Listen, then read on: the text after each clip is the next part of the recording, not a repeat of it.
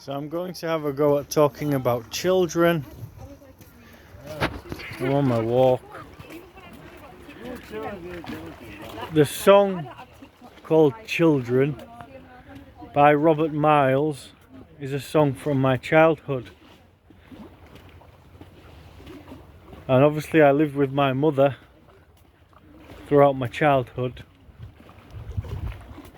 So that was a connection I made with her when I was a child, listening to that song. I can't do the tune,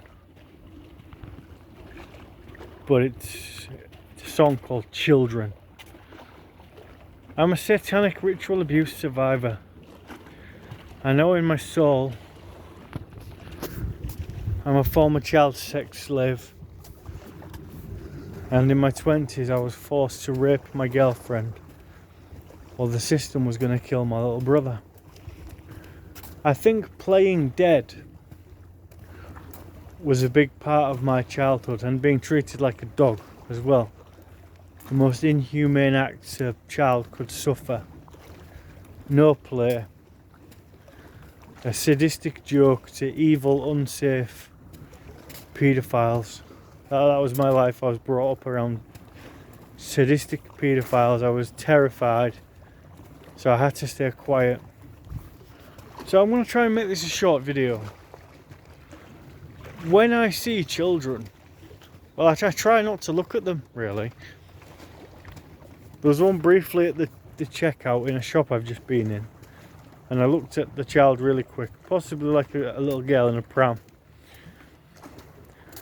But I'm very mindful, and I'm walking on Victoria Dock.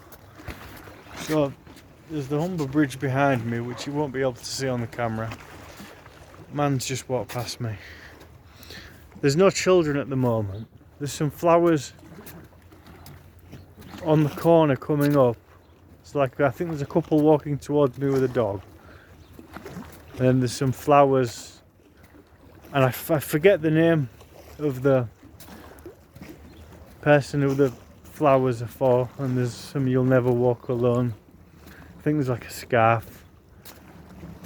It's a tribute to somebody who died. An adult on a scooter now. But there's no children at the moment.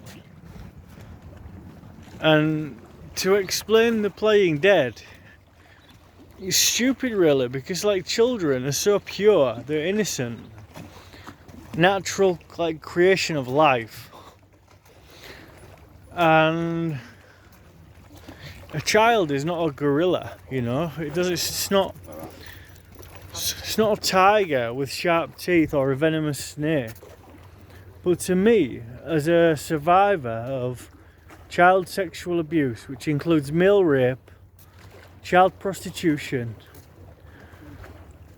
satanic ritual abuse, when I see a child, I generally have to sort of play dead. But then I will also, I'm so aware if a pram goes past me, for example, or a child, and then look and, oh, what if I've looked at a child's bum, you know?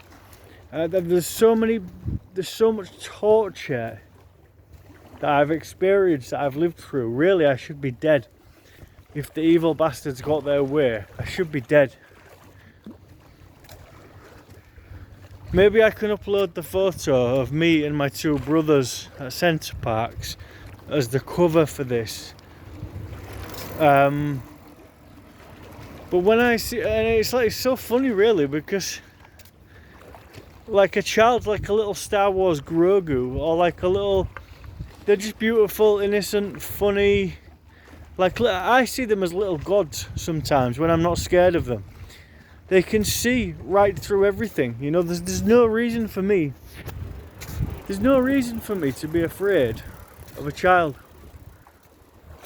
Well, there's a strong possibility, as part of my repressed memories, I was forced to sacrifice a child as a child in a satanic system where they like to have babies born without birth certificates so they can be part of rituals.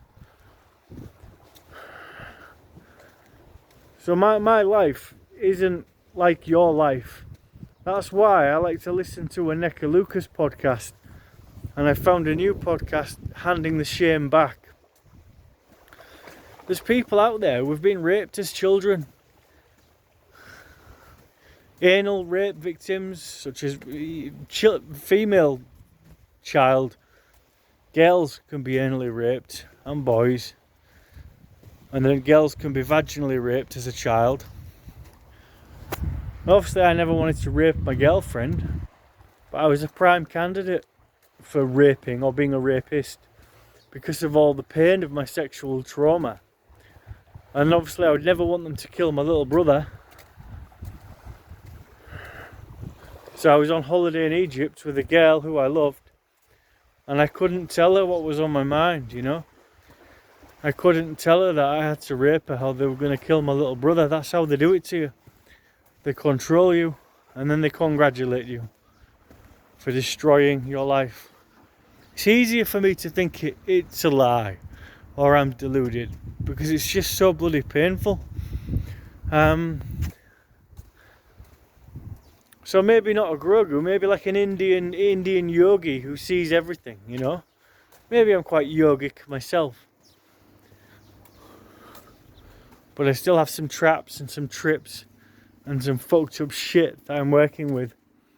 And I'm policing my eyes.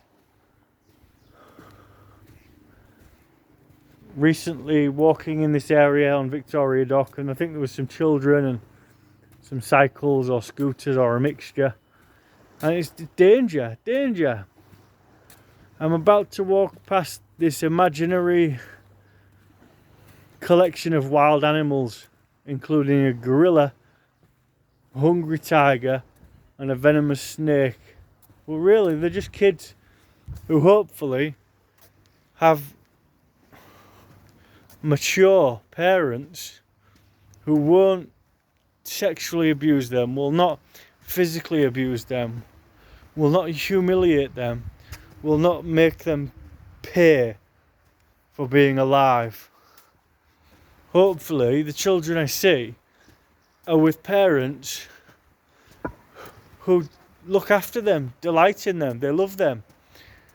They heal themselves to make sure that they're not passing on the unhealed shit to innocent children. I didn't have a mother or my dad or a father. And I found my dad on my 28th birthday.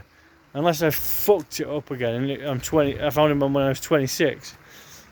But it's like 10 years ago now. I found my dad dead. He dedicated his life to drugs and alcohol.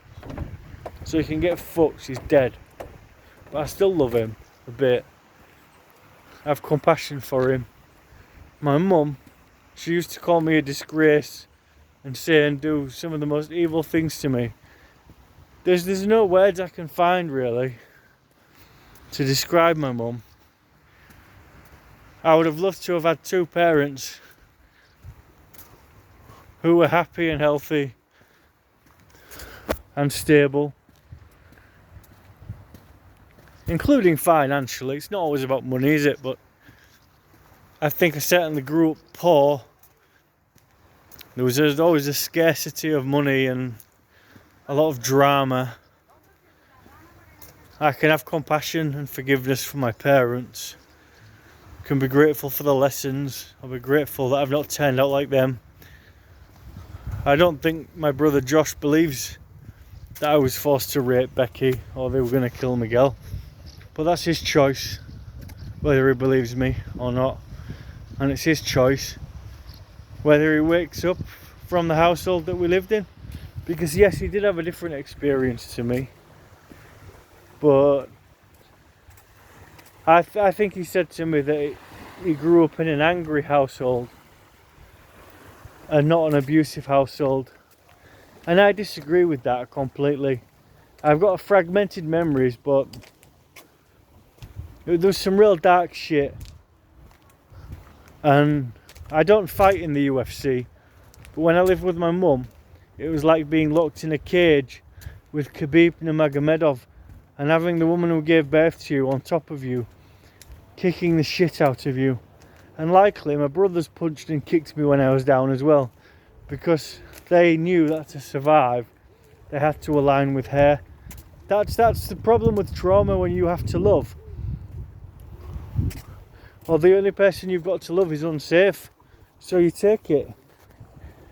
You take it. That's why I re-entered an abusive entrapment in the last 3 years or so with an NHS worker who lured me in. It's just a lesson.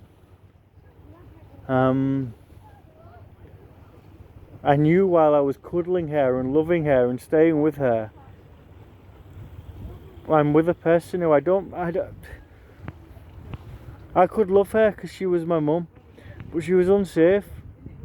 I wanted to be safe, I wanted to be away from her, but I still wanted a cuddle, and I felt so lonely, and it was okay to be trapped in that wound with her at times. It's fucking crazy. So any kids about now? No kids about. So difficult. So this can be about trauma and children. Peace. Thank you.